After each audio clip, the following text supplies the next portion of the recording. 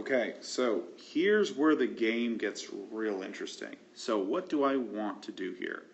Well, we still want to square both sides. So when I square on the right side, that's easy. That leaves me with 3x minus 3.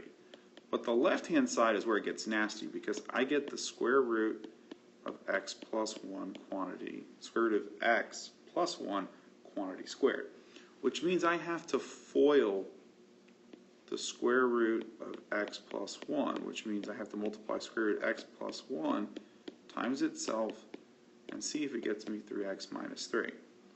Now, when you do this, you can FOIL or you can apply the rule, which basically says when you multiply something by itself, you just square the first term, gives me x, square the back term, that's 1, and the middle is the product of the square root of x times 1 times 2. So that leaves me with 2 square root x plus 1. And that is going to equal to 3x minus 3. So let me go over that again. Given a plus b quantity squared, this is going to yield a squared plus 2ab plus b squared. And if you don't believe me, FOIL it real fast. A plus b times a plus b is equal to a squared plus ab plus ab plus b squared. And ab plus ab is 2ab plus b squared. So let me be clear. A times a squared. A times b, ab. B times a, ab. B times b, b squared. Okay? So we get this effect. Well, what is this really saying? This is simply saying, take the first term, square it. Take the back term, square it. No, I usually use the color. Take the product of these, AB, and multiply by 2. And that's exactly what I did here. Okay? It's a useful strategy. It's a lot faster than foiling. So I would encourage you to learn how to do that so that you can work quickly through these problems and it doesn't take you 16 hours to do it. All right. What do I need to do from here? Well, we're right here.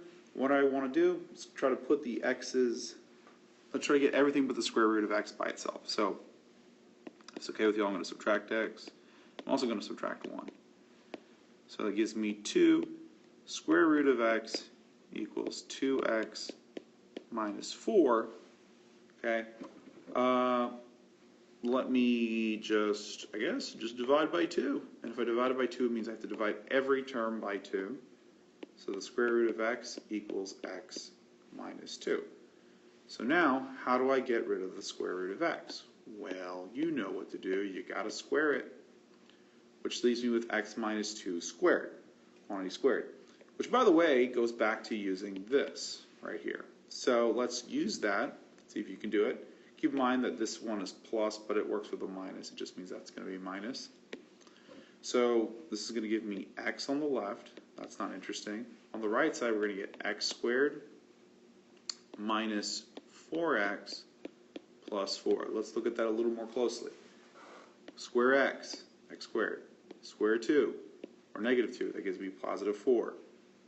X times negative 2 is negative 2x times 2, negative 4. And there we have it. Let me erase these underlinings, though, so that. Continue with the problem. Continuing with this, move your x to one side, subtract x. 0 equals x squared minus 5x plus 4. And from here you can FOIL, you can factor, you can do whatever you want. I'm going to factor. When I factor, I'm not sure if this is how you guys do it. I look at the first one, say what times what is x squared? That's x and x. Look at the back, say what times what is 4? And when I add or subtract, I get negative 5. So that's going to be negative 4 and negative 1. All right. What times what is 4? It's either 1 and 4 or 2 and 2. Well, 2 plus 2 is not going to give me 5, but 1 plus 4 is. So this means x is 5 or x is 1. Now the only way to be certain is to check my work. So I have to go back to the original, which is so much beautiful math. Square root of x plus 1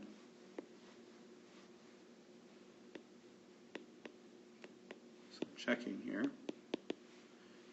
Square root x plus 1. Oops. Made a boo-boo. Made a boo-boo. Square root x plus 1 equals to the square root of 3x minus 3. And now we're going to plug in x is 5. So this gives me the square root of 5 plus 1. I want to see if that gives me 3 times 5. Why did I write x minus 5? That gives me, this is 4. Getting tired here. So this is 4. Right? Minus 3. Okay, so square root of 4 is 2. 2 plus 1 equals the square root of 15 minus 3. Again, made a boo-boo. X is not 5. X is 4, which means that this is 12. 12 minus 3 is 9. Square root of 9 compared to 3. Square root of 9 is 3.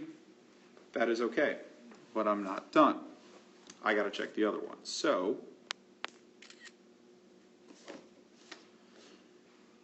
we continue, and we're going to plug 1 in. So the square root of 1 plus 1 equals to the square root of 3 times 1 minus 3.